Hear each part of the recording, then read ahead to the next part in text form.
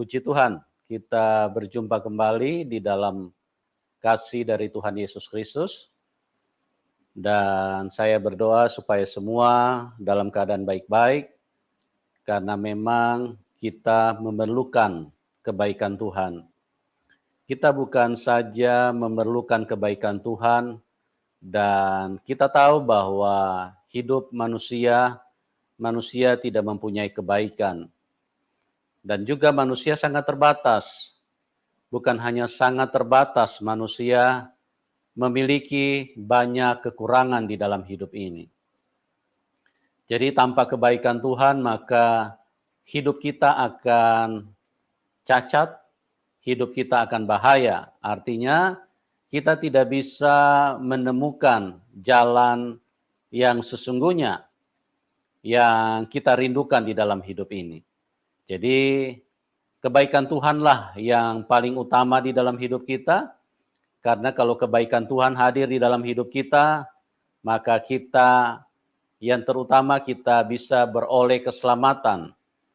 Tetapi kalau kita jauh dari kebaikan Tuhan, maka kita tidak akan mengenal keselamatan. Di dalam hidup ini, seperti yang saya sering katakan bahwa ada dua kekuatan yang selalu hadir di dalam hidup manusia.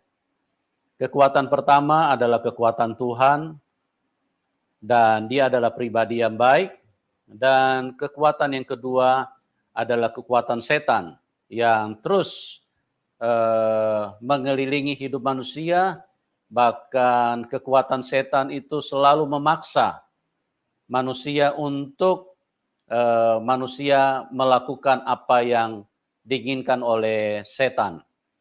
Dan kita tahu bersama pembuktiannya bahwa manusia sejak kecil, manusia sudah pandai berbohong. Ini yang kita harus sadari, bagaimana hanya dua kekuatan di dalam hidup ini yang hadir di dalam hidup manusia.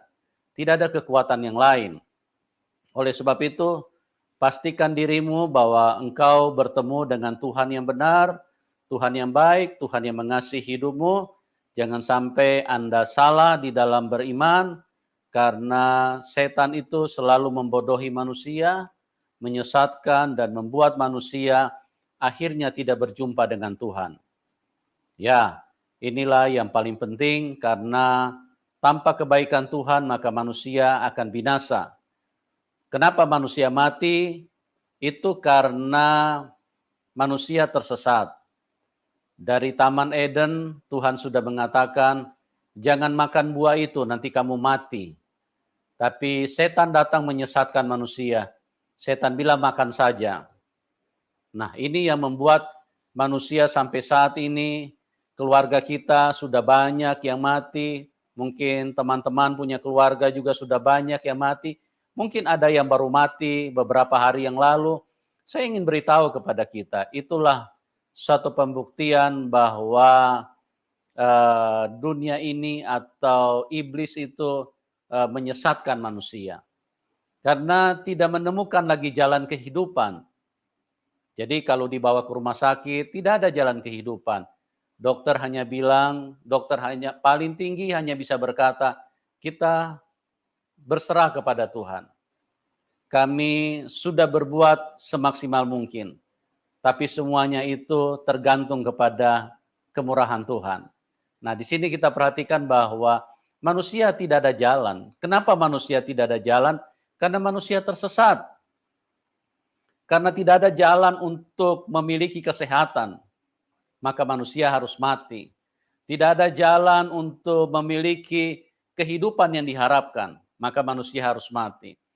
Itu sebabnya kita perlu perhatikan bahwa tidak ada manusia yang mau mati. Manusia berjuang keras untuk menolak kematian, untuk melawan kematian. Coba tanyalah kepada setiap manusia. Manusia tidak menginginkan kematian. Ya, karena kalau ada kematian maka keluarga akan berduka, bukan hanya berhari-hari, bisa berbulan-bulan, bahkan sampai tahunan. Karena apa? Karena itulah manusia terpisah dengan orang-orang yang dia kasihi. Nah, oleh sebab itu, maka saya ingin katakan kepada teman-teman, milikilah Tuhan, alamilah Tuhan, terimalah Tuhan, dan hiduplah bersama dengan Tuhan. Karena hanya Tuhan yang bisa memberikan kehidupan. Hanya Tuhan jalan kebenaran dan hidup. Tuhan Yesus berkata, akulah jalan kebenaran dan hidup. Tidak ada seorang pun yang dapat datang kepada Bapa kalau tidak melalui aku. Dan pada kesempatan ini kita akan kembali diberkati bagaimana seorang narasumber yang mengalami perjumpaan dengan Tuhan, sehingga apa yang dia rasakan itu ingin dibagikan kepada kita semua, di mana narasumber pada waktu itu sempat mengalami kelumpuhan, ya, dan bagaimana Tuhan Yesus menampakkan diri kepada beliau, dan akhirnya beliau disembuhkan dan bisa berjalan, dan sekarang dia meninggalkan imannya yang lama karena beliau adalah seorang yang antikris, artinya orang yang anti kepada Kristus, orang yang tidak percaya kepada Kristus, dan beliau dengan iman yang tidak percaya tapi Tuhan mengasihi. Nah, kita akan dengarkan kesaksiannya supaya ini bisa menguatkan kita semua dan juga bisa mencerahkan, bahkan menerangi kehidupan kita. Oke, kita sambut narasumber kita, Ibu Lila. Ya, Shalom Ibu selamat Lila. siang. Ya Pak. Shalom Ibu. Salam Pak. Ya, apa kabar Ibu Lila? Puji Tuhan Pak. Ya, suara saya jelas ya Ibu? Jelas Pak.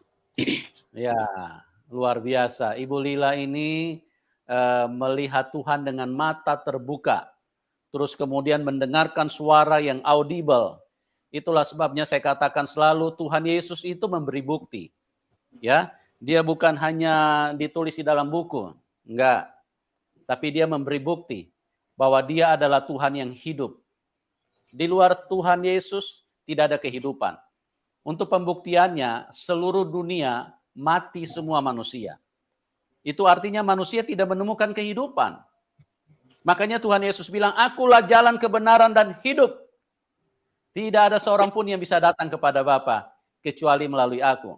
Ya, Tuhan Yesus jalan. Makanya jalan terbuka setelah Tuhan Yesus turun ke dalam dunia, dia buka jalan karena manusia tidak ada jalan. Mau ke surga pakai apa? Teman-teman, tidak ada jalan. Mau jalan tol tidak bisa. Mau pakai apa kita ke surga? Mau pakai pesawat? Nggak bisa. Ya, kalau sudah habis bahan bakar, pesawat harus cepat-cepat turun. Karena kalau tidak turun akan ditarik setan dan manusia mati semua di situ. Tapi Tuhan Yesus membuktikan bahwa 2000 tahun yang lalu dia terangkat ke surga. Disaksikan lebih dari 500 orang. Dan mata mereka menyaksikan langsung dia terangkat ke surga. Jalan terbuka. Jalan yang tadinya tertutup karena manusia mau naik pakai apa ke surga? Ya, tidak bisa manusia naik ke surga. Hanya Tuhan Yesuslah jalan kebenaran dan hidup. Itu sebabnya pada kesempatan ini kita akan dengarkan bagaimana kisah perjalanan daripada Ibu Lila. Oke Ibu, terima kasih Ibu sudah hadir di tengah-tengah kita.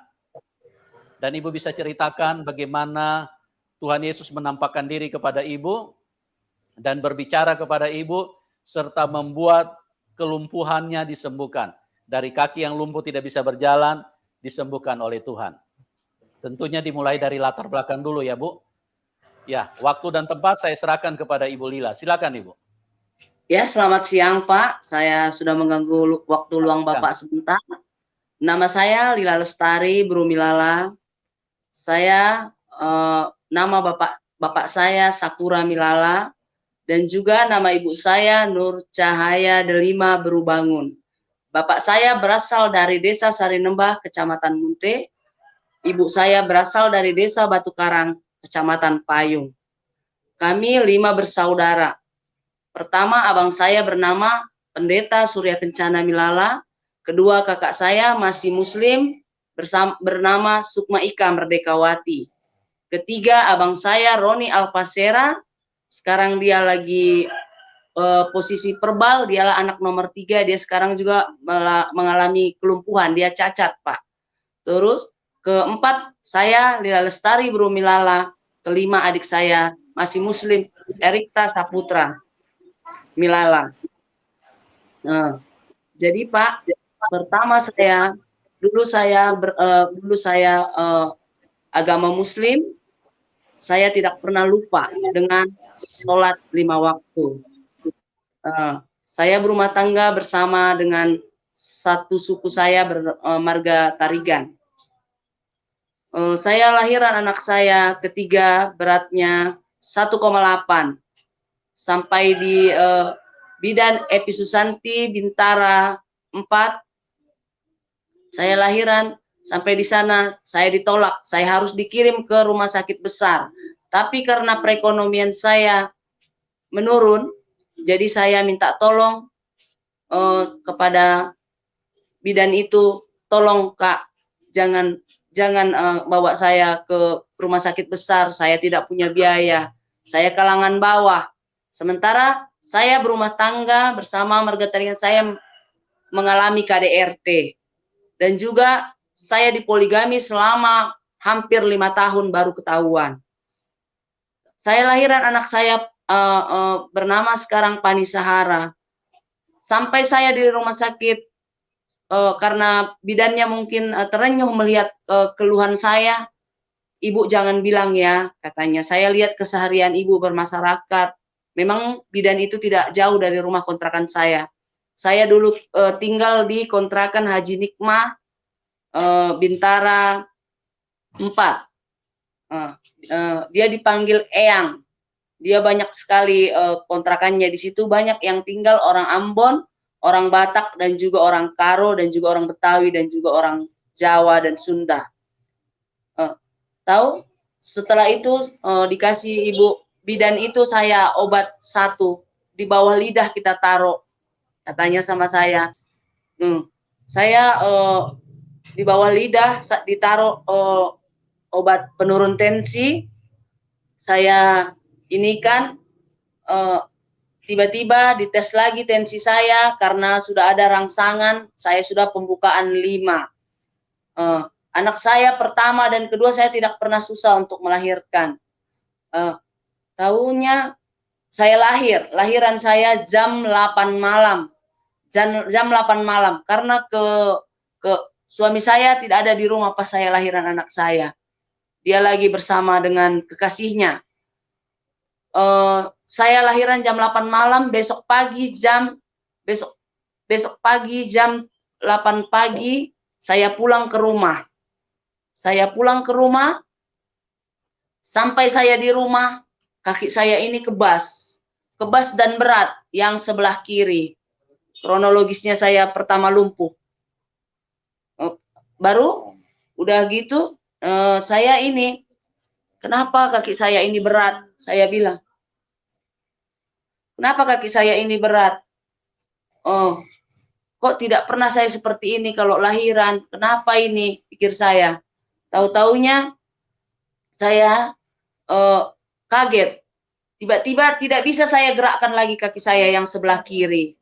Tidak bisa lagi saya gerakkan kaki saya yang sebelah kiri. Tiba-tiba saya mengalami kelumpuhan. Tapi di saat itu lagi kumat, saya tidak tahu berbicara seperti apa. Saya seperti dibebankan batu yang beratnya hampir kurang lebih 100 kilo di paha saya ini, dia sama betis saya ini. Lutut saya ini tidak berdaya sama sekali, saya tidak bisa menggerakkan kaki saya sebelah kiri. Memang bidan itu berbicara kepada saya, Ibu, kalau ibu saya paksa normal, nanti ada akibatnya. Apapun saya tanggung, karena memang perekonomian saya memang tidak ada. Bukan saya malu-malu berbicara, bukannya saya bilang saya mengeluh dengan hidup, tidak. Saya lahiran tahun 2004, bulan April, 17 April 2004, beratnya 1,8, beratnya 1,8. Saya dulu kalau tidak salah pembayaran saya di Rumah Sakit Bidan Epi Susanti Bintara kalau tidak 180, 220. Itu pun karena dia kasihan lihat saya.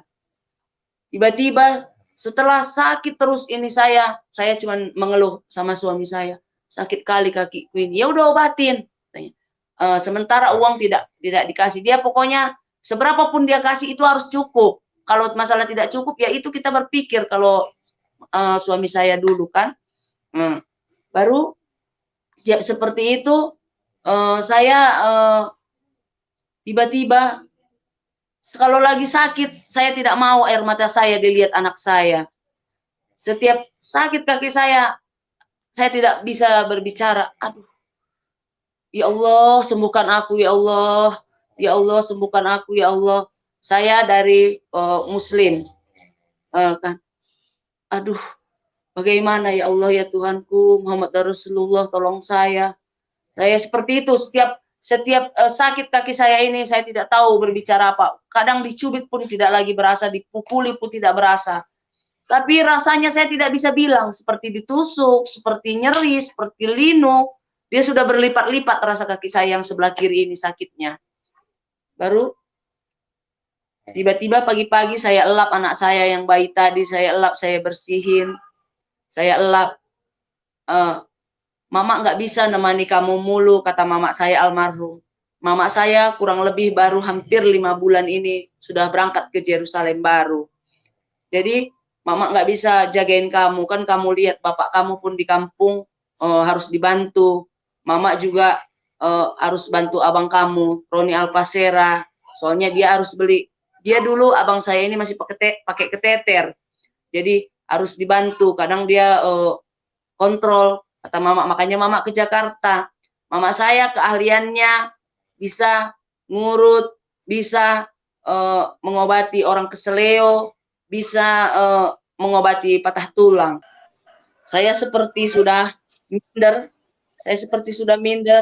Saya siap saya bersih anak bayi saya. Kalau mama saya tidak bisa selalu menjaga saya karena memang terbentur dengan keadaan, dengan ekonomi, dengan keadaan. Sikon lah situasi dan kondisi.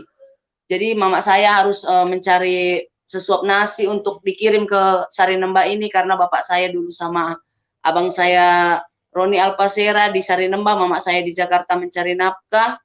Kalau ada rezekinya dia kirim untuk belanja keluarga saya. Sementara saya pun lumpuh, jadinya bapak saya dulu di kampung ini bersama-sama 3 orang, adikku Erik Tasaputra, abangku Roni Alpasera, dan juga bapakku almarhum.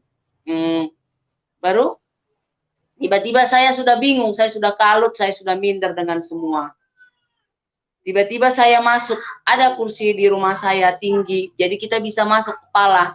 Saya di situ setiap sakit itu saya, ya Allah sembuhkan aku, ya Allah saya bilang. Tiba-tiba saya lihat cahaya, tiba-tiba saya melihat cahaya. Saya sudah sering dilayani oleh abang saya Surya Kencana, tapi itu tidak pernah masuk di akal saya. Jangan mau ini Kristen kita, kalau Kristen kita bisa kaya, bapak kita kaya. Bapak kita paling kaya katanya. Ah, tua ini ngomong apa sih? Kami kan masih di agama kami. Itu terus ini saya gitu. Tetap saya klaim, tetap saya tidak mau pindah agama di dalam hati pikiran saya. Jadi saya dikunjungi pun waktu saya baru-baru lumpuh, saya dikunjungi, tetap saya tidak respon dengan gereja GKII Kalimalang, Stepati Ginting. Bapak Pendeta Stepati Ginting. Datang semua jemaat, kadang 8 orang, dia. Itulah saya dengar pertama, saya belum tahu saya buka Alkitab, itu saya dengar. Dia berdoa di rumah. Kami usir, kami tolak, kami tengking dalam nama Yesus katanya. Tetap tidak masuk di akal saya walaupun saya didoakan. Tapi maaf cakap, maaf sangat. Tapi dia kalau ke rumah bawa Indomie, bawa gula, biarinlah. Didoain juga, dibawain mie kok. Ada pikiran saya dulu nakal. Kan lumayan anak saya bisa minum teh, bisa makan mie ke anak saya. Ada begitu pikiran saya dulu. Jadi saya ada sempat dulu dikunjungi 3 kali. Tapi tetap tidak masuk di akal saya. Abang saya Surya Kencana pun datang bersama bibi saya Unjuk, yang sekarang tinggal di Priuk. Dia mempunyai perusahaan PT Gloria Gurki Persada. Itu pun dia datang melayani saya, tetap tidak masuk di akal saya. Dia datang suka membawa saya obat Nerobion dan Parmaton Formula. Itu saya minum, setiap saya minum perasaan saya enak, belum nanti 1 jam dia kumat lagi. Kumatnya saya tidak tahu seperti apa rasa kaki saya yang sebelah kiri ini, dari paha saya, dari lutut, betis, dan ini apa tapak kaki saya ini, telapak kaki saya. Sudah seperti itu, tiba-tiba saya masuk di bawah kursi. Saya ya Allah, tolong saya ya Allah, bagaimana ini anak saya tidak ada yang mengurus ya Allah, ya Tuhanku. Saya bilang terus, saya terus berharap, tidak ada pikiran saya untuk tetap saya ingin tetap berserah gitu pada Allah lah. Tiba-tiba masuk saya ke kursi, saya melihat cahaya. Saya melihat cahaya seperti pelangi berbinar-binar, tapi dia muncul itu cahaya itu ke mata saya. Dia tertuju ke mata saya. Saya melihat ini, saya merinding sampai saat ini. Hah? Tuhannya orang Kristen? Hah? Tuhannya orang Kristen? Karena saya lihat setiap saya masuk atau saya lagi berjualan, saya lihat itu dibikin orang. Karena lokasi saya lokasi orang Batak. Jadi setiap saya lihat itu saya melihat di pangpangnya di rumahnya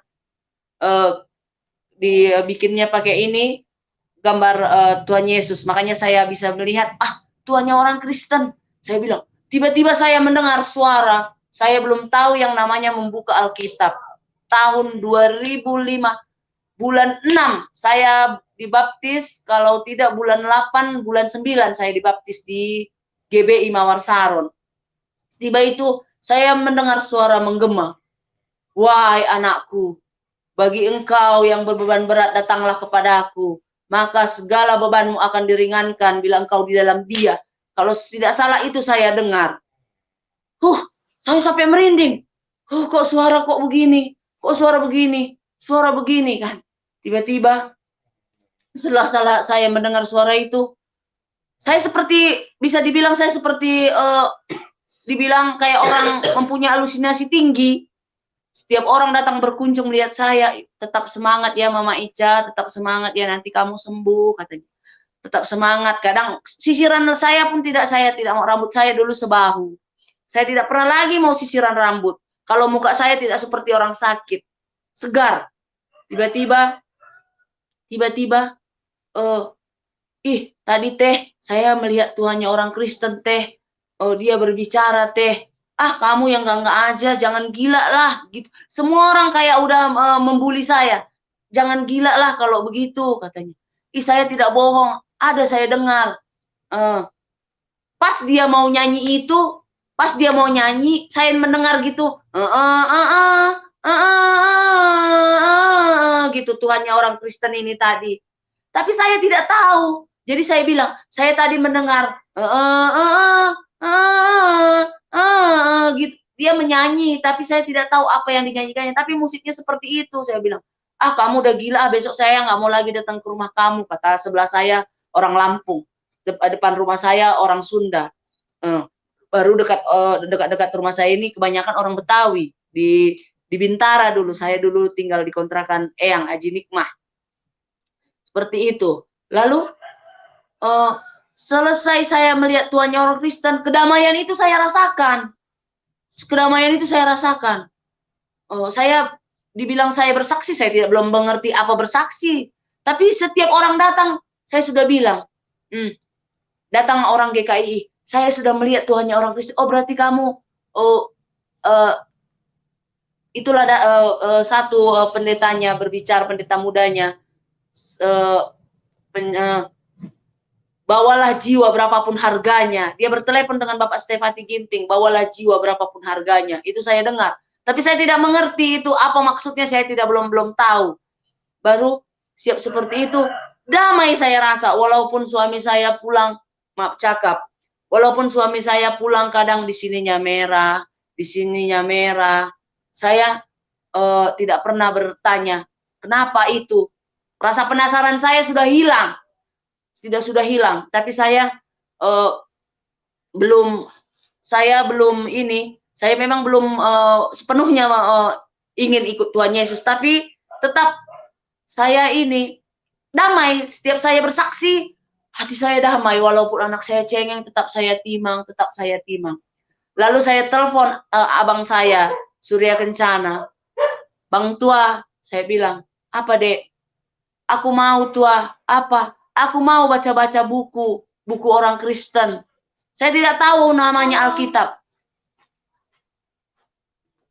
Saya tidak tahu namanya Alkitab. Saya pokoknya saya tidak tahu namanya Alkitab. Pas saya ini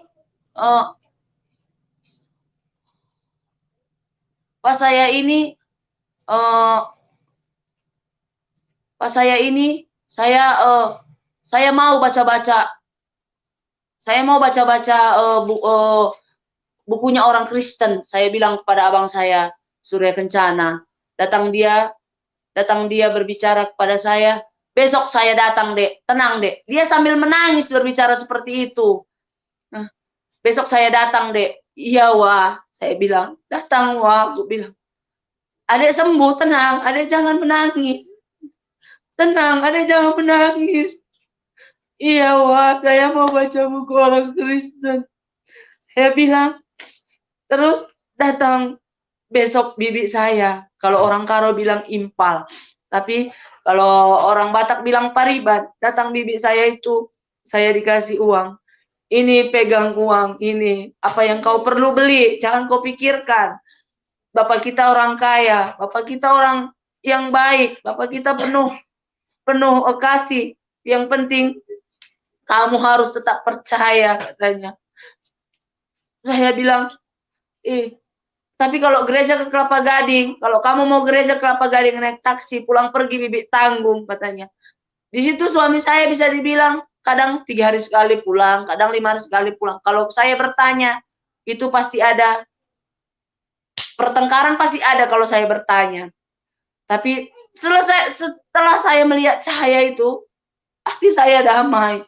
Saya tidak pernah mau bertanya dia gimana. Dia pulang pun walaupun pikiran saya kalut, galau, tapi tetap saya tidak pernah mau bertanya, kemana kamu berapa hari ini? Tidak pernah saya mau bertanya seperti itu. Selesai seperti itu, saya langsung besoknya didatangi saya oleh GKII karena saya pernah bersaksi, saya lihat Tuhan Yang Kristen. Itulah saya dibawa ke gereja GKII Kalimalang. Pendeta Stefati Ginting, Bapak Stefati Ginting. Di situ saya mendengar lagu pertama saya injak gereja itu. Bukan dengan barang panah kau menebus dosaku. Tapi pulang dari ibadah itu, perasaan saya nyaman dan tidak nyaman. Saya tidak mengerti. Mengapa saya terus merinding ini? Mengapa terus saya merinding? Saya bilang, kenapa terus saya merinding ini? Kak, kok pulang dari ibadah ini saya terus merinding? Saya telepon abang saya, Surya Kencana. Bang Tua, bilang, apa? Saya hari ini udah ke gereja GKII Kalimalang. Tapi saya tidak nyaman, saya tidak tahu kok saya merinding terus, ku bilang. Ya udah, stop taksi. Saya ditatah-tatah, jalan pun saya ngesot-ngesot. Jadi belum pun sampai di tempat ibadah, baju saya ini udah kadang kotor karena saya jalan harus ngesot-ngesot sambil gendong bayi. Sambil saya bawa anak saya 2, bernama Lisa Hera Veronica dan juga Anggreni Miladewi. Saya pergi ke gereja, sampai di sana saya ditata, saya ini pelan-pelan, kotor pun nggak apa-apa bajunya, nanti bisa kita inikan, katanya. Tiba-tiba pas di situ di GBI Mawar Saron saya ibadah jam 5. Tiba-tiba di situ ada tim pendoa datang.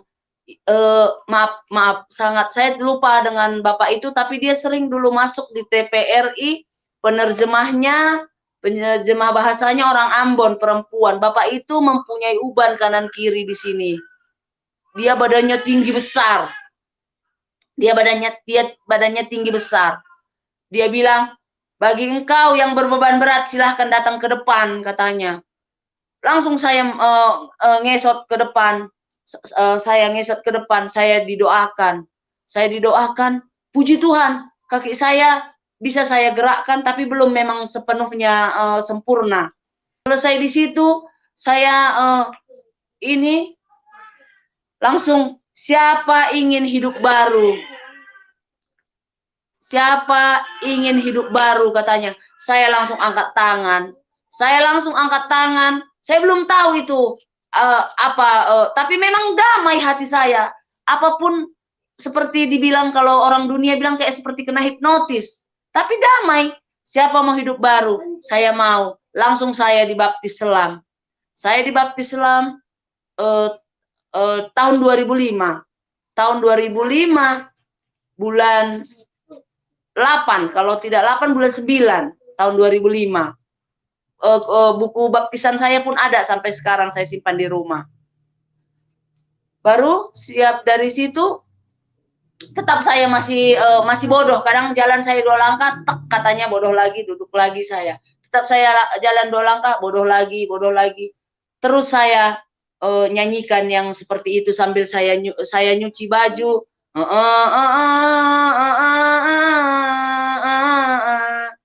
Ku tahu Tuhan pasti buka jalan. Seperti itu. Setiap saya dibaptis selam, saya selalu tumpang tangan. Saya selalu tumpang tangan, Tuhan. Tuhan, saya berbicara pun dulu, berdoa pun saya belum sempurna. Saya belum tahu gimana berbicara, gimana berdoa seorang Kristen. Bapak, tolong Bapak jamah suami saya supaya dia jujur, Bapak. Apakah memang saya sudah diduakan? Jadi tetap, walaupun saya masih tertatih-tatih berjalan, saya tetap ingin, biarlah rohmu menyala-nyala dan layanilah Tuhan. Itu terus masuk di hati pikiran saya. Dan juga saya dilayani oleh abang saya Surya Kencana. Itu yang dia bilang pada saya, pencobaan-pencobaan yang dia berikan tidak pernah melebihi dari kekuatanmu. Dan juga adikku, segala air matamu akan diperhitungkan. Itu saya ingat sampai sekarang, firman Tuhan. Firman Tuhan yang dilayani oleh abang saya Pendeta Surya Kencana Milala. Baru siap seperti itu, langsung saya tumpang tangan. Jam berapapun ibadah di Mawarsara, walaupun saya jalan 5 langkah, tertatah-tatah saya 5 langkah, lalu berhenti lagi, saya minum. Kemanapun saya harus bawa minum. Bahkan bisa saya bawa minum karena saya tidak tahan capek, bisa saya bawa sampai 3 botol aqua sedang itu di dalam tas saya. Karena saya kalau capek sedikit minum. Tiba-tiba pas saya udah sering saya mau baca, saya berdoa karena saya dengarkan waktu itu Gembala Sidang Yakob Nohoy berbicara, mana yang kamu minta pasti kamu letakkan tanganmu di Alkitab ini, kamu buka firman Tuhan, itulah yang kamu ditegur Tuhan katanya. Saya akan menjauhkanmu dari kutuk dan tulah. Itu saya dengar dari firman yang sering saya baca. Saya sering baca dari pokoknya apa yang saya mau itu. Walaupun saya belum mengerti sesungguhnya apa arti Alkitab. Jadi sekarang ya puji Tuhan, kami sudah dimenangkan. Kami sudah dimenangkan di dalam kami keluarga ini 5 orang kami. Anak bapak saya, kami 5 orang, kami sudah memenangkan 3 orang. Tapi kami akan berusaha selalu akan membawa jiwa damai bersama Tuhan, damai. Walaupun banyak pencobaan yang datang, kita tidak pernah terpuruk. Walaupun banyak pencobaan yang datang, kita tidak pernah bisa jatuh. Itu kesaksian dari saya, Pak. Kalau memang ada yang kurang bisa saya tambahi sedikit, Pak. Ya, Bu, luar biasa ya. Bagaimana Tuhan Yesus telah menyatakan kuasa kepada Ibu Lila yang tadinya tidak percaya kepada Tuhan Yesus. Makanya saya katakan firman Tuhan Yesus itu luar biasa. Amin. Jadi dari firman-Nya membuktikan bahwa dia adalah kebenaran. Matius 11 ayat 28, marilah kamu yang letih lesu dan berbeban berat, karena aku akan memberikan kelegaan kepadamu. Ini firman. Kenapa? Perkataannya sempurna. Marilah kamu yang letih lesu dan berbeban berat. Amin. Nah, kita melihat bahwa Ibu Lila ini bukan orang yang percaya kepada Tuhan Yesus. Jadi kasih Tuhan itu untuk semua manusia. Kalau firman Tuhan Yesus misalnya begini, marilah kamu orang-orang Kristen, karena aku akan memberikan kelegaan kepadamu. Nah, saya tidak percaya kalau dia itu Tuhan. Karena apa? Karena dia tuh cuma Tuhan satu kelompok. Kalau dia Tuhan yang benar, itu firman-Nya juga benar. Misalnya Matius 11 ayat 28. Marilah kamu yang letih lesu dan berbeban berat. Jadi tidak ada perkecualian. Luar biasa kan firman Tuhan? Amin, Sempurna. amin, amin. Luar biasa. Jadi dia tidak pandang latar belakangmu, engkau punya kepercayaan apa. Bahkan engkau tidak percaya Tuhan pun, ateis pun tetap disayang Tuhan. Karena firman itu untuk semua manusia. Marilah kamu yang letih, lesu, dan berbeban berat, karena aku akan memberikan kelegaan kepadamu. Dan itu juga suara yang didengar oleh Ibu Lila. Luar biasa kan? Jadi sekalipun manusia tidak percaya kepada Tuhan Yesus, firman Tuhan itu tidak dipengaruhi. Tidak dipengaruhi dari kepercayaan manusia, tidak dipengaruhi dari situasi dan kondisi yang dimiliki oleh manusia. Dia kasih. Dia Allah yang mengasihi, dia Allah yang baik. Dan kasihnya tidak bisa berubah oleh karena responmu. Kasihnya tidak bisa dipengaruhi oleh karena sikapmu. Ibu Lila ini sudah banyak kali kakak kandungnya, abang kandungnya, yaitu Pak Surya Kencana yang lebih dahulu bertobat, terima Tuhan Yesus, yang lebih dahulu murtad, ya, jadi murtadin. Nah, bagaimana dia mengalami kasih Tuhan? Pak Surya Kencana ini terus memberikan masukan supaya adiknya, keluarganya pun ikut percaya kepada Tuhan Yesus. Nah, beliau bersikeras, dia tidak mau, dia tetap tidak yakin kepada apa yang disampaikan oleh Bapak Surya Kencana. Dan yang luar biasanya, Tuhan Yesus sendiri yang datang dan menyembuhkan beliau, berbicara, dan Ibu Lila melihat dengan langsung. Ya, kenapa Ibu Lila bisa melihat Tuhan Yesus? Karena dia Tuhan yang hidup. Ya, dia bukan Tuhan yang mati. Dia hidup. Makanya di luar Tuhan Yesus tidak ada kehidupan. Karena apa? Lihatlah manusia semua terbaring di dalam kubur. Manusia tinggal menunggu waktu, antri, semuanya antri untuk menuju kepada kematian. Dan itulah kenyataannya bahwa dia Allah yang hidup. Nah, di dalam Yohanes 8 ayat 44 jelas di situ bahwa iblis adalah pembunuh manusia sejak semula. Jadi iblislah yang membunuh manusia dari sehari ke sehari, dari detik ke sedetik. Ada ribuan manusia yang mati setiap hari. Iblis ini memang kejam dan iblis ini keji, jahat sekali. Makanya kalau manusia menjadi jahat itu berarti iblis sedang mengikat hidup mereka, iblis sedang menguasai hidup mereka, iblis sedang membuat manusia menjadi sama seperti setan. Nah, oleh sebab itu kita bersyukur 2000 tahun yang lalu Tuhan Yesus datang untuk memberikan kehidupan di dalam kita. Makanya Tuhan Yesus, dia mati cuma 3 hari untuk melakukan penebusan. Dia bangkit, dia kalahkan maut. Karena tidak ada satu manusia pun yang bisa keluar dari kuburan. Sekalipun sekelas Musa, nabi besar. Sekalipun sekelas Abraham, tidak bisa. Daud, tidak ada yang bisa keluar dari kuburan. Hanya Tuhan Yesus, karena dia apa? Dia adalah Allah yang hidup. Dia bukan hanya dia bukan manusia seperti yang dipahami oleh banyak orang, ya. Dia Allah yang hidup. Dia Tuhan itu sendiri. Nah, yang luar biasa ini dinyatakan kepada semua orang, dan Ibu Lila adalah salah seorang yang mengalami kuasa kasih Tuhan, ya. Akulah jalan kebenaran dan hidup, tidak ada seorang pun yang dapat datang kepada Bapa kecuali melalui aku. Ibu Lila, pada kesempatan ini, jadi bagaimana, mohon maaf ini saya tanyakan yang sifatnya pribadi, bagaimana rumah tangga Ibu? Apa sudah bercerai dengan suami pertama? Apa dengan suami sebelumnya? Kan suami... Ya Pak, maaf ya Pak. Saya sudah bercerai dengan... Ya. Iya Pak. Saya sudah bercerai dengan suami saya pertama Pak, yang Marga Tarigan. Oh. Ya. Jadi suami Ibu yang sebelumnya, yang suami pertama itu itu adalah dari satu iman dengan ibu pada waktu lalu.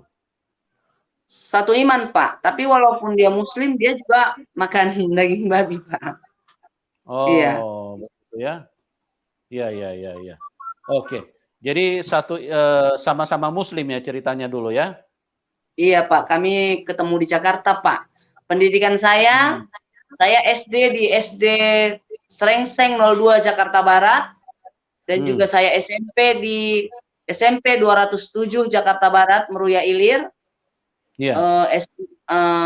SMA saya di SMA Kelapa II, Pak. Kelapa II Wetan. Iya. Ya, ya, ya. Berarti yang duluan, iya.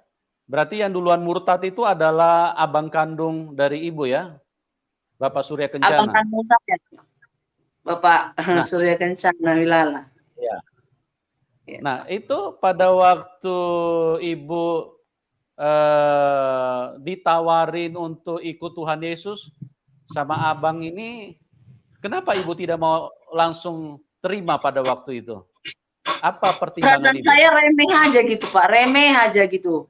Sering dia berkata begini, tetap saya anggap remeh terus gitu, Pak. Maaf. Bukannya saya ini ya, Pak. Maaf. Iya, Pak. Iya, seperti itu memang dulu. Ibaratnya agamaku lah, agamamu. Aku tetap bawa agamaku gitu. Itu dulu di dalam saya, Pak.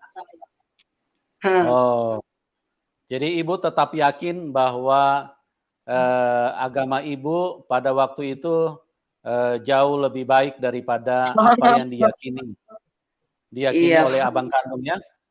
Iya, Pak. Sempat saya dulu bilang, karena abang saya kan juga ya MTQ, bagus dia untuk baca Al-Quran gitu, baca ajan. Dia sering dulu gitu, Pak, di Desa Batu Karang, Pak. Jadi saya pikir abang saya ini udah lari pikirannya. Begitu pikiran saya dulu, Pak. Dulu pemikiran ibu bahwa abang ini sudah kafir ya, sudah murtad ya? Iya, Pak, kayaknya perasaan saya gitu. Kalau saya bilang gitu, kalau Muslim bilang tidak, kalau sudah tidak satu akidah kan, kalau kita meninggal pun nggak ada lagi dia di situ pun udah bisa. Nggak ada apa, Bu? Kalau kita tidak satu akidah, maksudnya tidak satu akidah itu, Pak, agama sudah berbeda. Ya. Kalau agama sudah berbeda, meninggal gitu, kayaknya gimana sih, Pak, kalau bisa dibilang najis gitu, Pak, najis. Oh. Iya, Pak. Iya. Jadi luar biasa ya bagaimana kasih Tuhan telah menjamah ibu. Oke, ibu bisa ceritakan setelah ibu percaya Tuhan Yesus pada waktu itu, apa kaki ibu langsung disembuhkan Tuhan pada waktu ibu melihat penglihatan itu? Bisa dibilang, Pak, kedamaian saya rasakan, kaki saya pun bisa saya gerakkan, yang kiri ini, Pak, bisa saya gerakkan. Tapi memang kalau untuk berjalan saya masih bertati-tati. Sebelum saya baptis selam, Pak, itu belum sepenuhnya sempurna, Pak. Sebelum saya baptis selam. Jadi setelah baptis selam baru sembuh sempurna. Iya, Pak. Terus saya satu lagi saya kasih tambahan kepada Bapak. Setelah saya mendapatkan kasih Tuhan kita Yesus Kristus, saya mempunyai otodidak, Pak. Otodidak. Saya mempunyai otodidak. Bisa saya ngurut, Pak. Ngurut. Saya bisa ngurut. Inilah tangan saya pekerja keras, Pak, tapi tetap halus karena Bapak kita selalu menjaga. Saya lebih sudah 1000 orang saya urut, Pak. Puji Tuhan, yang tidak bisa duduk, yang lemah syahwat, yang kanker payudara, yang peranakannya jauh, yang susah dapat momongan. Puji Tuhan, Pak, dari tangan saya ini, Pak, dititipkan Tuhan Yesus. Bersinar, Pak. Bersinar semua, Pak. Bersinar. Bersinar kemuliaan. Amin. Jadi teman-teman, teman-teman memang itulah bahwa kita mempercayai Tuhan Yesus itu bukan sekedar mempercayai huruf-huruf ini yang tertulis di sini, enggak. Karena Tuhan Yesus itu terbukti. Jadi firman-Nya itu ditulis, apa yang ditulis itu menjadi kenyataan bahwa kita diberi kuasa. Kisah 1 ayat 8. Apabila Roh Kudus turun ke atas kamu, maka kamu akan beroleh kuasa. Itu sebabnya Ibu Lila ini mengalami kuasa Tuhan, ya. Jadi bagaimana tadi beliau menceritakan orang yang mengalami penyakit, yang keseleo, bahkan yang penyakit-penyakit berbahaya, ya maaf seperti lemah sawat dan penyakit-penyakit lain, ya, itu mengalami kesembuhan. Sebetulnya bukan tangannya Ibu Lila yang punya kuasa, tidak. Tapi karena firman Tuhan terbukti. Di dalam Korintus dikatakan bahwa kamu adalah bait Allah, bait daripada Roh Kudus. Jadi Roh Kudus itulah yang tinggal di dalam kita, itulah yang bekerja, yang menyembuhkan dan menolong banyak orang lewat kehidupan Ibu Lila. Amin. Jadi kita percaya Tuhan Yesus bukan percaya beli kucing dalam karung, tapi dibuktikan. Nah, teman-teman, kehidupan iman itu, pembuktian itu sangat mutlak, sangat utama. Bagaimana kita bisa percaya kepada Tuhan kalau tidak terbukti? Ya, misalnya kita bilang, dia maha kuasa. Nah, sudahkah kita melihat kuasanya? Kalau kita belum melihat, ya berarti kita hanya percaya kepada buku. Tapi kalau kita melihat kuasanya, berarti itulah membuktikan bahwa yang ditulis di dalam buku itu adalah firman Tuhan. Tapi kalau tidak terbukti, maka itu berarti bukan firman Tuhan. Karena apa? Karena firman Tuhan itu mutlak, itu kebenaran. Kalau ditulis dia maha kuasa, kamu akan beroleh kuasa, maka akan terjadi di dalam hidup kita. Luar biasa sekali. Karya Tuhan yang menjamah, menyelamatkan seorang Ibu Lila, yang seperti saya katakan Matius 11 ayat 28, Tuhan cinta segala bangsa.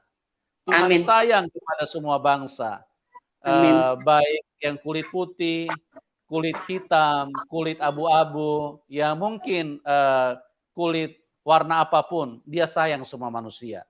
Jadi Tuhan bilang sekali lagi, marilah kamu yang letih lesu dan berbeban berat, karena aku akan memberikan kelegaan kepadamu. Tidak ada yang bisa berkata seperti ini kecuali Tuhan. Kecuali Tuhan Yesus. Karena apa?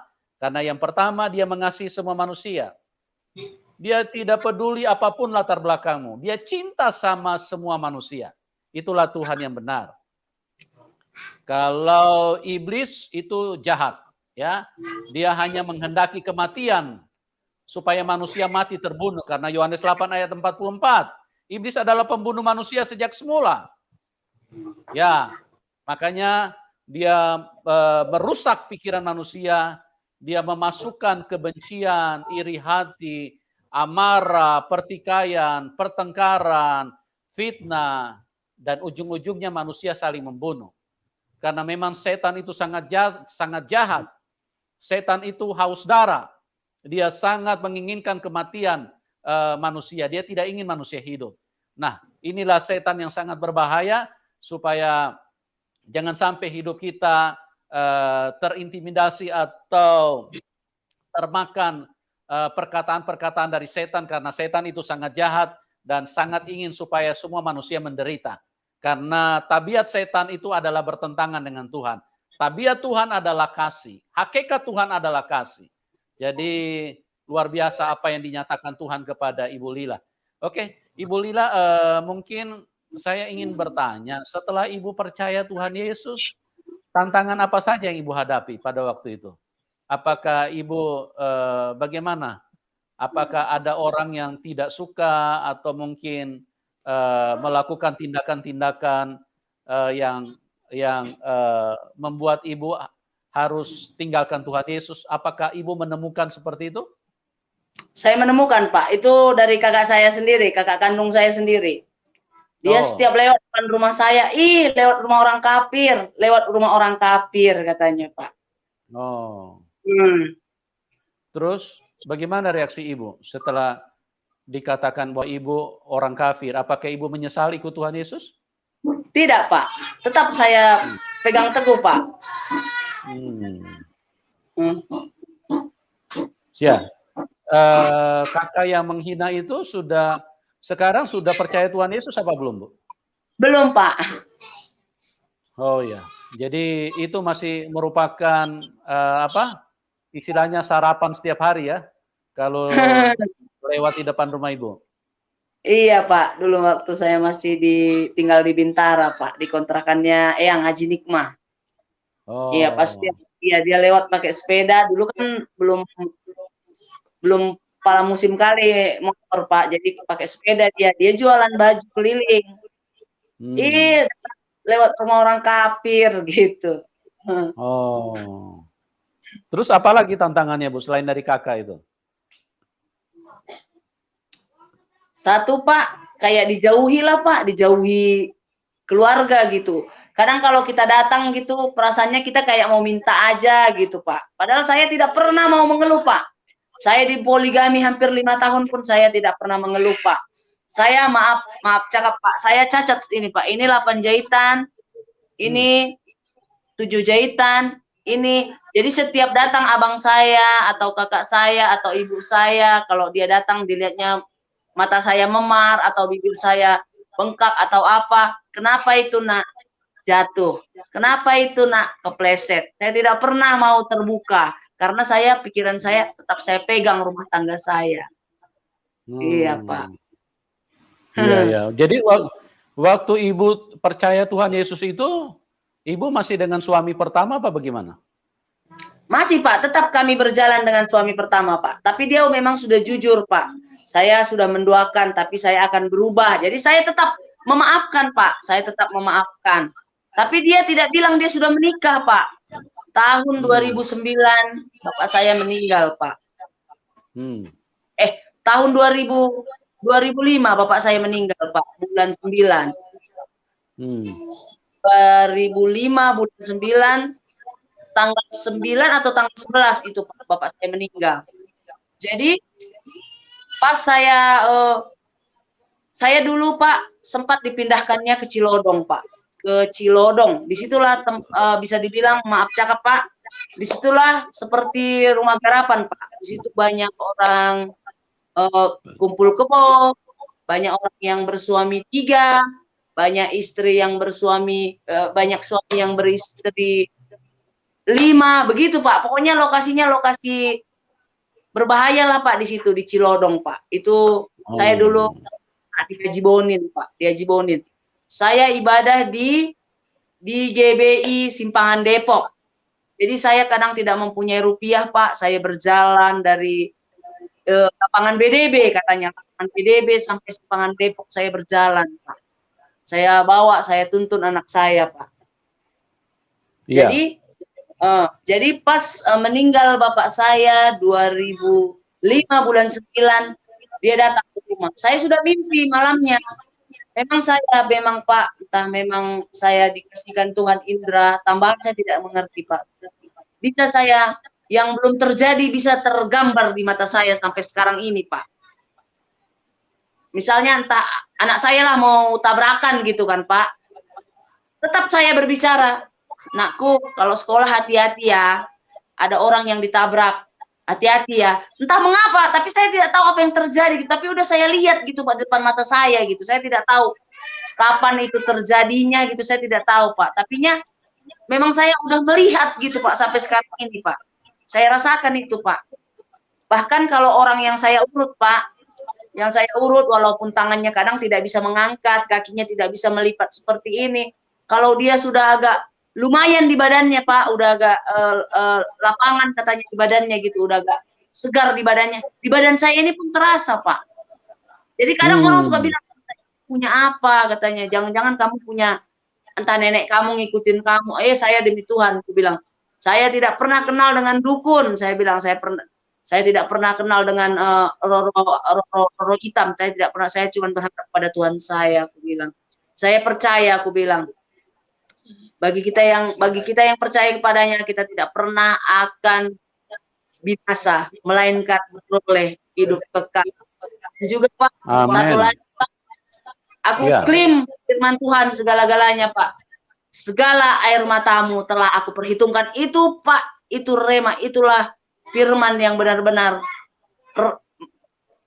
yang saya klaim benar-benar di hati saya Pak, di hati dan pikiran Amin. saya. Itu saya imani Pak. Dan juga satu Pak, pencobaan-pencobaan yang dia berikan tidak pernah melebihi dari kekuatan saya Pak. 1 Korintus 10 ayat 13. Iya Pak, itu mungkin ayatnya mungkin saya masih agak-agak ini Pak. Tapi itu memang yang pertama saya memang mengena di hati saya itu Pak. Pencobaan-pencobaan yang dia berikan tidak pernah melebihi dari kekuatan saya. Dan juga semua air matamu telah aku perhitungkan.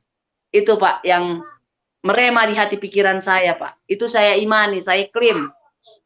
Haleluya. Iya Pak. Baru kan Pak, pas datang dia, saya bermimpi, bapak saya datang, anak saya ke Ica, ayo nak, jalan-jalan yuk sama Bayak. Kalau di kampung kami ini Pak, di Sarinemba ini kalau manggil kakek Bayak, kalau manggil Simiring Milala Pak, ayo jalan-jalan sama Bayak. Dalam mimpi saya itu Pak, kalau jalan-jalan berarti nggak bagus dong. Apa ini yang terjadi gitu. Tapi kan saya tidak bisa menerka-nerka langsung saya bercerita, wow ada akan terjadi seperti ini gitu kan Pak.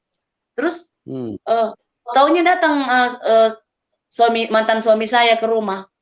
Ayo kamu ke Bintara. Kenapa? Sekarang abang Surya disuruh pulang sama kakak Ika. Kenapa? Mama katanya. Kalau mama itu mertua laki-laki Pak. Kalau orang Karo bilang, mama sakit keras katanya. Dia berbohong Pak. Dia tidak bilang sama saya bahwa bapak saya sudah meninggal gitu Pak. Langsung cepat kita bikin cerita. Itu pun kaki saya udah dibilang sempurna belum Pak. Soalnya kalau saya capek dikit gitu masih tertatah-tatah sedikit-sedikit gitu Pak. Namanya aku paling tidak kurang lebih 1 bulan lah saya baru sembuh dari kelumpuhan itu Pak.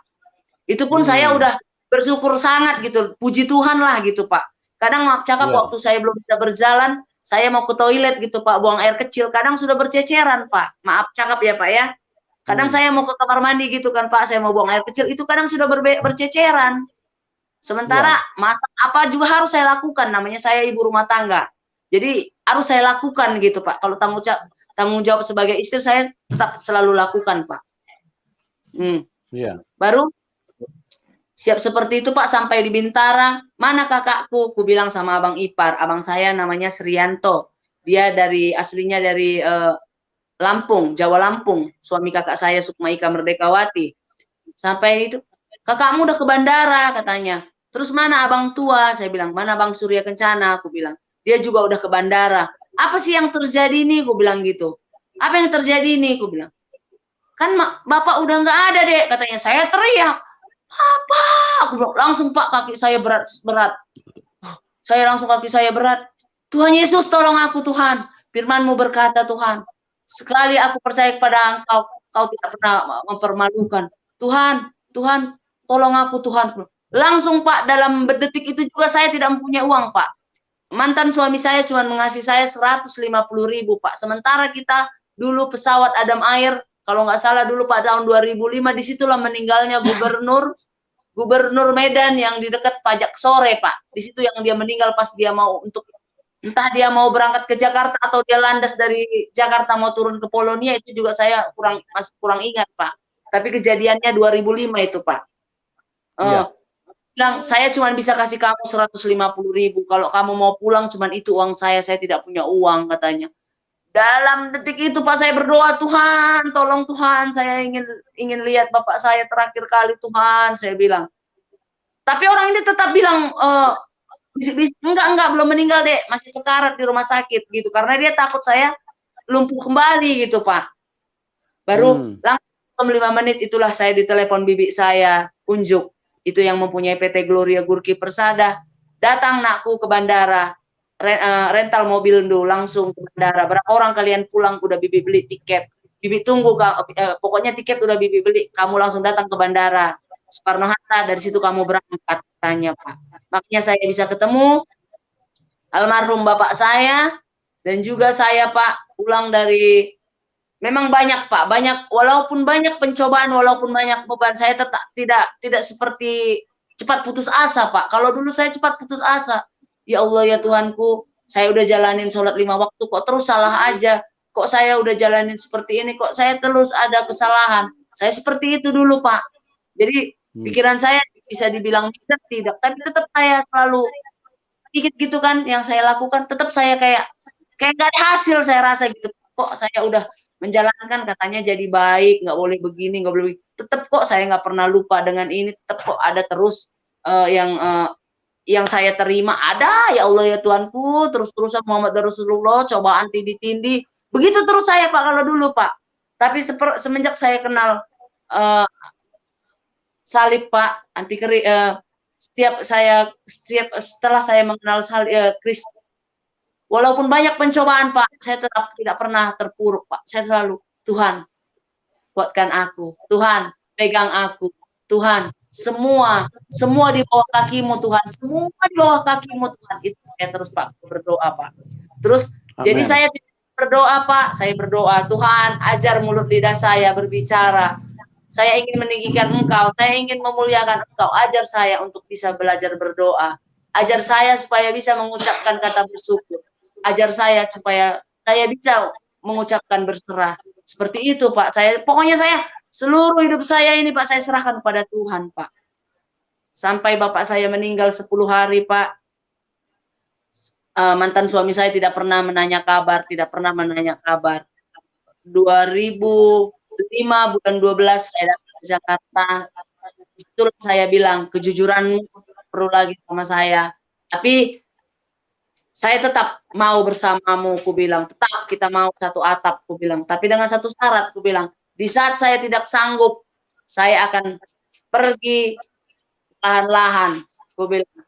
Keluar dari atap rumah ini, ku bilang gitu. Jadi, dia seperti itu, Pak. Kadang, mana sih, Pak, kalau kita ganti, kadang satu malam di sini, satu malam di sana, satu malam di sini. Gimana sih kalau hati wanita yang tersakiti, Pak? Tapi keluarga saya ini tetap tidak tahu, Pak. Tetap tidak tahu semua saya sudah dipoligami.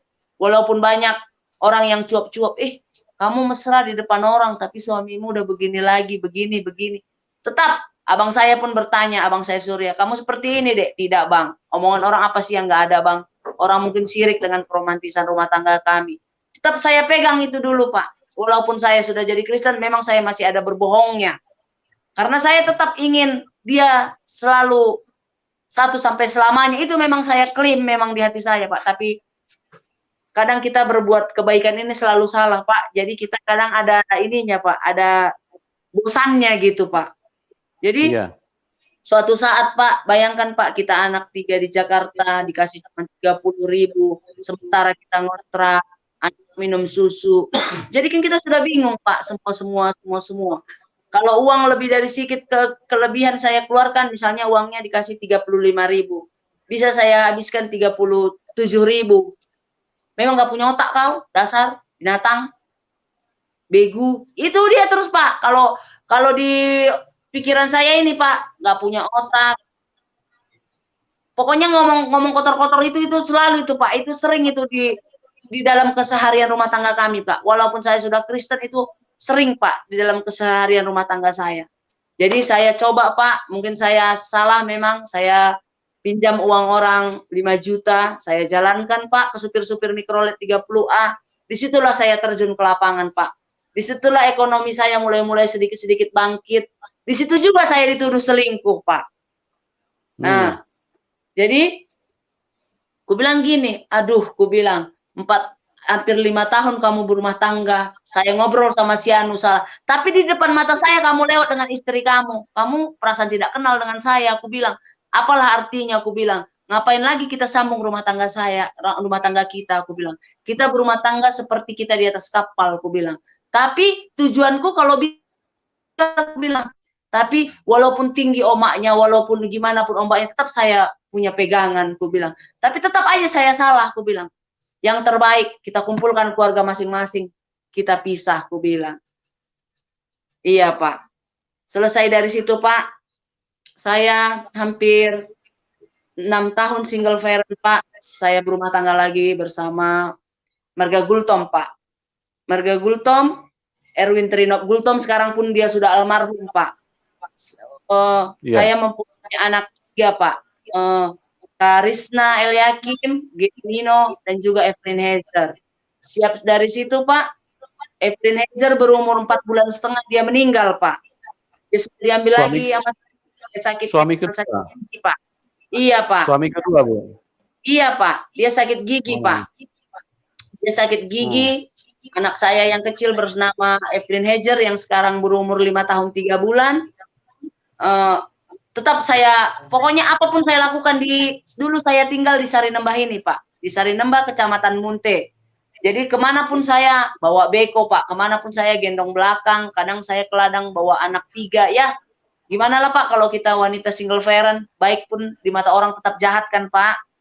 Di mata keluarga pun kalau kita tidak ada, tetapnya kita kadang dikucilkan. Tapi tetap saya berserah, Pak. Bahkan saya bisa dibilang, Pak, perjalanan saya, kalau kita dari Bintara, Pak, dari Bintara ke Simpang Rawadas itu, Pak, saya jalan ibadah di GPDI di Sarinembah ini ya, Pak. GPDI Eklesia Sigamanik Sarinembah. Saya berjalan, saya bawa anak saya Evelyn Hazer. Tiba-tiba, Pak, di situ saya terpuruk lagi, Pak. Umur anak saya hampir 4 tahun setengah, single parent, Pak. Rumah saya banjir, Pak. Rumah saya banjir. Rumah saya banjir di Sarinembah ini, Pak. Rumah saya dindingnya bambu, Pak. Di Sarinembah ini rumah saya banjir berkisar kurang lebih 3 bulan setengah, Pak. 3 bulan setengah. Saya tanya abang saya Surya, bagaimana, Bang? Dia tidak meresponi karena memang dia perekonomiannya pun lagi memang pas-pasan karena dia sambil kuliah, Pak. Namanya kehidupan di Jakarta juga dia sambil kuliah teologi, ya kan.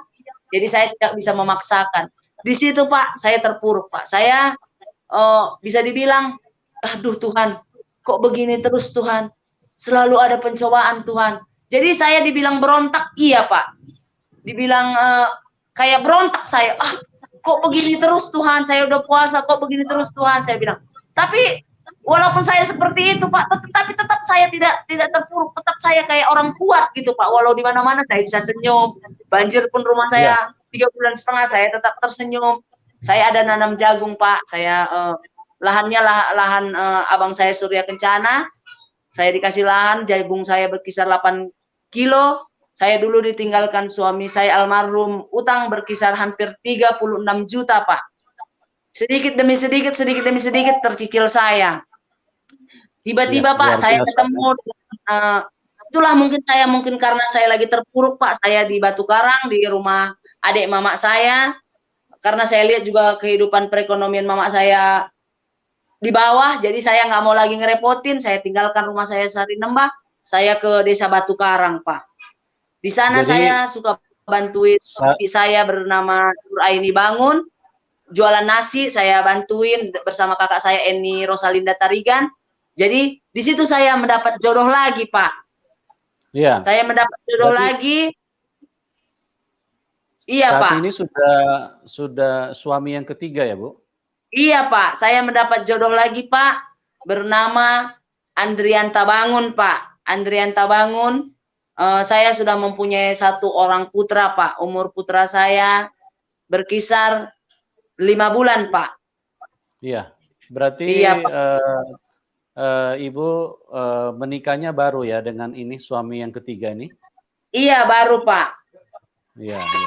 Iya, luar Pak. biasa ya, itulah karya Tuhan di dalam kehidupan daripada Ibu Lila, dan Tuhan Yesus adalah Immanuel, Tuhan yang menyertai kita. Sekalipun banyak pergumulan, Tuhan Yesus tetap setia. Tuhan Yesus tetap bersama-sama dengan kita. Yang penting kita sebagai orang yang sudah diselamatkan, sudah percaya kepada Tuhan Yesus, jangan sampai kendor, jangan sampai mundur. Karena apa? Karena iblis akan terus menyerang kita supaya kita mundur.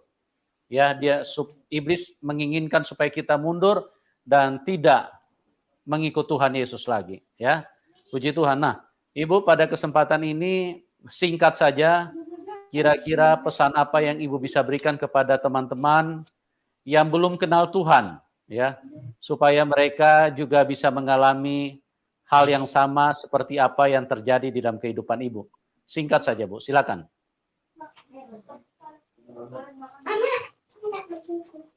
Iya, Pak. Ya, Ibu bisa dengar saya? Dengar, Pak. Ya, Ibu singkat saja sampaikan pesan kepada teman-teman yang belum kenal Tuhan Yesus supaya mereka juga artinya ada ada kemurahan Tuhan di dalam hidup mereka supaya mereka juga bisa mengalami hal yang sama seperti apa yang Ibu alami.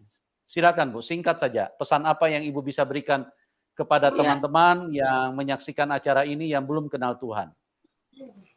Ya, pada saudara-saudaraku yang belum mengerti arti keselamatan, kita hidup tidak bisa dengan kuat gagah kita sendiri. Kita hidup tidak bisa mengandalkan kekuatan kita.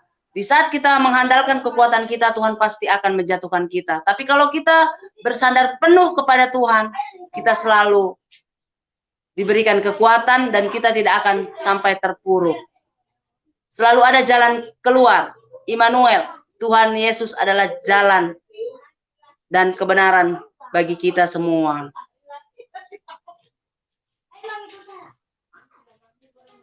Ya, luar biasa. Ya, jadi bagaimana Tuhan Yesus menyatakan kemurahannya, kebaikannya kepada Ibu Lila, dan saya berdoa supaya apa yang dibagikan oleh Ibu Lila bisa menjadi berkat, bisa mencerahkan dan juga menguatkan orang yang percaya kepada Tuhan Yesus, karena Dia Tuhan Immanuel, Dia tidak pernah meninggalkan kita, dan Dia adalah Tuhan yang baik, yang sayang kepada semua manusia.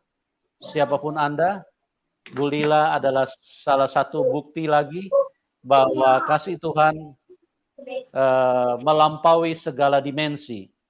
Ya, jadi Tuhan tidak memandang, oh kau kan tidak percaya sama saya, tidak perlu saya sembuhkan kau. Tuhan Yesus tidak seperti itu. Setiap kali Dia melihat orang menderita, asal manusia mau buka hati, maka Tuhan Yesus akan datang dan menyembuhkannya. Dan itulah yang terjadi di dalam kehidupan, bagaimana kuasa Tuhan dinyatakan di dalam kehidupan kita manusia. Semua bangsa, siapapun Anda, semua suku, semua disayang Tuhan. Jadi tidak ada perkecualian. Tuhan tidak beda-bedakan, oh kau ini orang Israel ya, maka aku lebih sayang kau ini daripada bangsa-bangsa lain. Tidak. Kalau seperti itu berarti dia bukan Tuhan. Karena dia cuma cinta satu negara. Tapi Tuhan mengasihi semua manusia. Karena apa? Karena kita semua ciptaan Dia. Bagaimana kok Tuhan pilih-pilih? Ya. Jadi penjelasan untuk tentang hakikat Tuhan sangat mudah untuk kita pahami. Dia cinta semua bangsa. Dia sayang semua. Siapapun Dia mengasihi. Bahkan Dia mengajarkan kepada kita, kalau kamu ditampar pipi kanan, kasih juga pipi kirimu. Artinya apa? Karena di dalam Dia ada damai. Artinya apa? Di dalam Dia ada kebaikan. Dia tidak pernah mengajarkan dendam, iri hati, benci, atau marah-marah. Kalau kamu ditampar pipi kanan, hantam kepalanya. Biar pecahkan saja kepalanya. Tumpahkan darahnya. Ya, Tuhan Yesus tidak seperti itu. Oleh sebab itu, kiranya apa yang dibagikan oleh Ibu Lila bisa menjadi berkat, bisa menguatkan kita semua, dan kita bisa mengalami Tuhan dan kita bisa pulang ke surga karena Tuhan Yesus sayang kepada kita semua.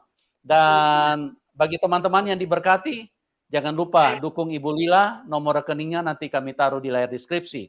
Ya, kita dukung semua orang yang aktif di dalam pelayanan untuk menyampaikan Injil, memberitakan Injil supaya apa yang Tuhan sedang kerjakan di dalam hidup mereka tidak terhambat.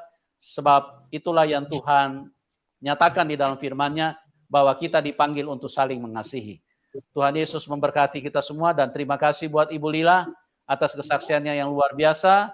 Saya berdoa Ibu tetap setia dan tambah menyala-nyala di dalam Tuhan, karena tantangan akan semakin besar, tapi jangan mundur, tetap setia, karena itulah yang Tuhan rindukan di dalam hidup ini, bahwa Tuhan sudah menyatakan, kalau kamu ikut aku, kamu harus pikul salib.